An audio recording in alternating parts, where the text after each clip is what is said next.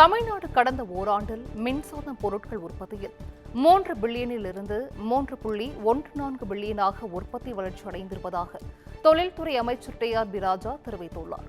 திருவள்ளூர் மாவட்டம் பன்னூரில் ஜெட்வொர்க் எலக்ட்ரானிக் தொழிற்சாலையின் உற்பத்தியை TR. B ராஜா தொடங்கி வைத்தார். பின்னர் நிகழ்ச்சியில் பேசிய அவர், ஸ்ரீபெரும்புதூர் இந்தியாவில் முக்கிய தொழில் நகரமாக இருந்து வருவதாகவும் தமிழ்நாடு உற்பத்தியில் அதிக முக்கியத்துவம் பெற்று வருவதாகவும் தெரிவித்தார்.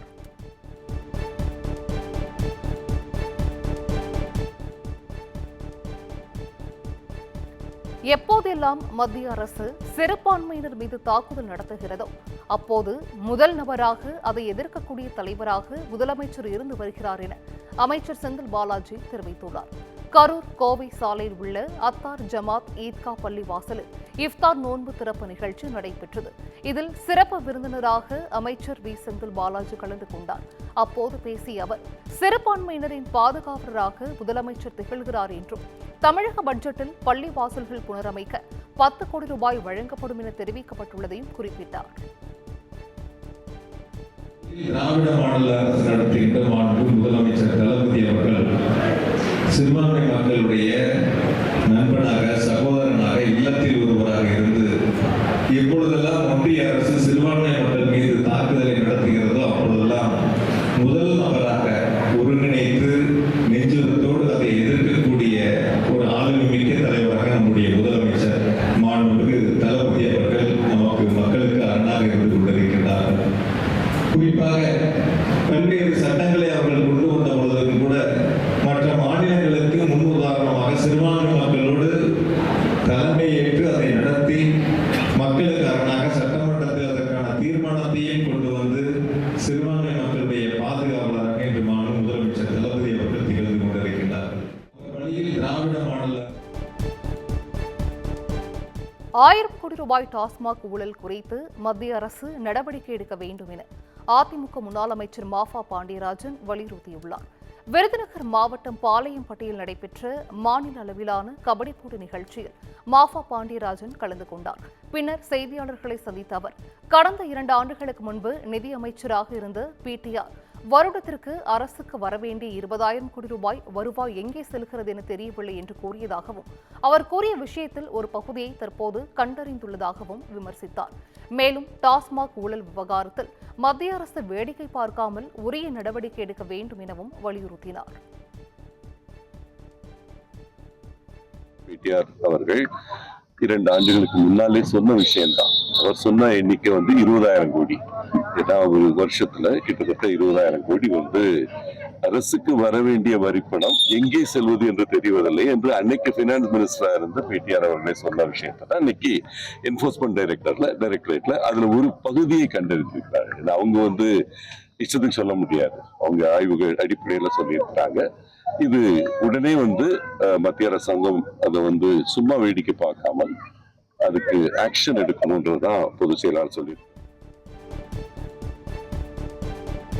சென்னை காணத்தூரில் உள்ள பொழுதுபோக்கு பூங்காவில் கொலம்பஸ் ராட்டினத்தின் உதிரிப்பாகம் திடீரென்று உடைந்து விழுந்ததால் கல்லூரி மாணவி படுகாயமடைந்துள்ளார். சென்னை கிழக்கு கடற்கரை சாலை காணத்தூர் பகுதியில் உள்ள தனியார் பொழுது பூங்காவுக்கு கடந்த 13ஆம் தேதி தனியார் கல்லூரி மாணவர்கள் சுமார் 50 பேர் சுற்றுலா சென்றுள்ளனர். அப்போது அங்குள்ள கொலம்பஸ் ராட்டினத்தில் மாணவிகள் மகிழ்ச்சியாக விளையாடிக் கொண்டிருந்தனர். திடீரென ராட்டினத்தின் உதிரிப்பாகம் திடீரென உடைந்து மாணவி ஒருவரின் தலையில் விழுந்துள்ளது. இதில் பலத்த காயமடைந்த மாணவி தனியார் மருத்துவமனையில் சிகிச்சைக்காக அனுமதிக்கப்பட்டுள்ளார். இந்த காட்சிகள் சமூக வலைதளங்களில் வைரலாகி வருகிறது. கன்னியாகுமரி மாவட்டம் தக்கலை அருகே பள்ளி மாணவிகள் 2 பேர் மாயமான விவகாரத்தில் இளைஞருடன் இருசக்கர வாகனத்தில் மாணவிகள் ஏறிச் செல்லும் சிசிடிவி காட்சி வெளியாகி பரபரப்பை ஏற்படுத்தியுள்ளது. தக்கலை பகுதியில் கடந்த 12ஆம் தேதி இரவு வீட்டில் தனியாக இருந்த 2 பள்ளி மாணவிகள் திடீரென மாயமாகியுள்ளனர். இதுகுறித்து தாயார் புகார் அளித்ததை அடுத்து போலீசார் வழக்கு பதிவு செய்து விசாரணை மேற்கொண்டு வருகின்றனர். இந்நிலையில் மாணவிகள் இளைஞர் ஒருவரின் இருசக்கர வாகனத்தில் ஏறிச் செல்லும் சிசிடிவி காட்சி வெளியாகி பரபரப்பை ஏற்படுத்தியுள்ளது.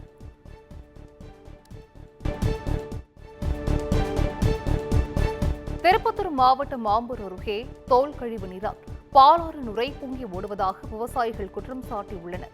வாணியம்பாடி சுற்றியுள்ள பகுதிகளில் இயங்கி வரும் தோல் தொழிற்சாலைகள் கழிவுநீரை பொது சுத்திகரிப்பு நிலையத்திற்கு அனுப்பாமல் இரவு நேரங்களில் பாலாற்றில் நேரடியாக திறந்து விடப்படுவதால் நுரை பொங்கி ஓடுகிறது.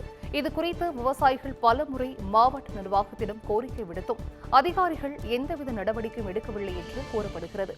இந்நிலையில் தோல் கழிவு நீரை பாலாற்றில் திறந்து விடுவதால் அப்பகுதிகளில் நிலத்தடி நீர் குடிக்க முடியாத அளவிற்கு மாசடைந்து இருப்பதாகவும் அதிகாரிகள் விரைந்து நடவடிக்கை எடுக்குமாறும் விவசாயிகள் தரப்பில் கோரிக்கை விடுக்கப்பட்டுள்ளது.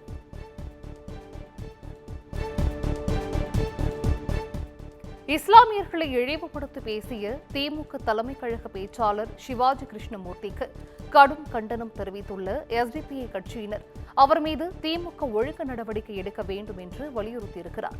முதலமைச்சர் மு.க.ஸ்டாலினின் 72வது பிறந்தநாளையொட்டி ராயபுரம் தொகுதிக்குட்பட்ட வண்ணாரப்பேட்டை போதராஜ் நகர் பகுதியில் நேற்று பிறந்தநாள் நலத்திட்ட உதவிகள் வழங்கும் நிகழ்ச்சியானது நடைபெற்றது. ராயபுரம் தொகுதியின் சட்டமன்ற உறுப்பினர் ஐட்ரி மூர்த்தி தலைமையில் நடைபெற்ற இந்த நிகழ்ச்சியில் கலந்து கொண்டு பேசிய சிவாஜி கிருஷ்ணமூர்த்தி விஜய் நடத்திய இஃப்தார் நோன்பில் கலந்து கொண்ட இஸ்லாமியர்களை இழிவுபடுத்தி பேசினார்.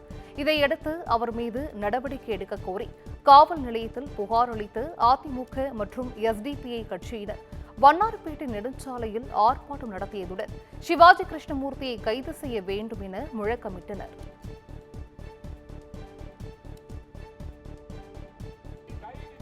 கைது செய், கைது செய், கைது செய், கைது செய், கைது செய், கைது செய், கைது செய். திமுகவின் பேச்சாளர் கிருஷ்ணமூர்த்தியை கைது செய், எம்எல்ஏவே அநாகரீக முறையிலே கைது செய், கைது செய், கைது செய், கைது செய், கைது செய். சிவகங்கையில் ரயிலில் இருந்து டீ குடிக்க இறங்கிய ஆந்திரா நபர் கொத்தடிமையாக்கப்பட்ட நிலையில் 20 ஆண்டுகளுக்கு பிறகு குடும்பத்தினரை கண்டுபிடித்து அரசு அதிகாரிகள் சேர்த்துள்ளனர். ஆந்திராவின் மணியம் மாவட்டம் பார்வதிபுரத்தைச் சேர்ந்த அப்பாராவ் என்பவர் 20 ஆண்டுகளுக்கு முன்பு கட்டட வேலைக்காக பாண்டிச்சேரிக்கு ரயிலில் சென்றபோது சென்னை ரயில் நிலையில் டீ குடிக்க இறங்கினார். அப்போது ரயிலை தவறவிட்டு மாறாக ராமேஸ்வரம் ரயிலில் ஏறி அவர் சிவகங்கை சென்றுள்ளார். அவரை கண்ட காளையார் கோவிலைச் சேர்ந்த மலைக்கண்ணு என்பவர் வேலை தருவதாக கோரி ஆடுகளை மேய்க்க வைத்துள்ளார். 3 ஆண்டுகளில் மலைக்கண்ணு இருந்ததால் அதே பகுதியைச் சேர்ந்த அண்ணாதுரை என்பவர் 17 ஆண்டுகளாக அப்பாராவிற்கு ஊதியம் கொடுக்காமல் உணவு மட்டுமே கொடுத்து ஆடு மேய்க்க வைத்திருக்கிறார். இது குறித்த தகவல் அறிந்த தொழிலாளர் நலத்துறை அதிகாரிகள் அப்பாராவை மீட்டு அவரது குடும்பத்தினரை கண்டுபிடித்து ஒப்படைத்த நிகழ்ச்சி சம்பவம் அரங்கேறியிருக்கிறது.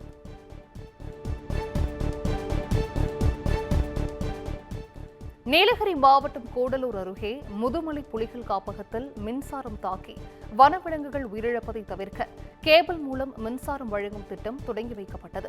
கூடலூர் அருகே அமைந்துள்ள முதுமலை புலிகள் காப்பகத்தில் வனவிலங்குகள் மற்றும் பறவைகளுக்கு பாதிப்புகள் ஏற்படாமல் தடுக்க கேபிள் மூலம் மின்சாரம் கொண்டு செல்லும் திட்டத்தை நடைமுறைப்படுத்த வனத்துறை அதிகாரிகள் முடிவு செய்தனர். இதைத் தொடர்ந்து 5 கோடி ரூபாய் நிதி மின்வாரியத்திற்கு செலுத்தப்பட்டு தொரப்பள்ளியிலிருந்து தெப்பக்காடு வரை சுமார் 11 கிலோமீட்டர் தூரம் இத்திட்டம் தொடங்கப்பட்டது. தொரப்பள்ளியில் உள்ள மின் மாற்றியிலிருந்து முதுமலை தெப்பக்காடு வரை மும்முனை மின்சாரம் கேபிள் வழித்தடம் மூலம் கொண்டு செல்வதற்கான பணிகள் 6 மாதங்களாக நடைபெற்று முடிவடைந்தது. இந்நிலையில் இந்த திட்டம் சோதனை அடிப்படையில் நேற்று தொடங்கி வைக்கப்பட்டுள்ளது.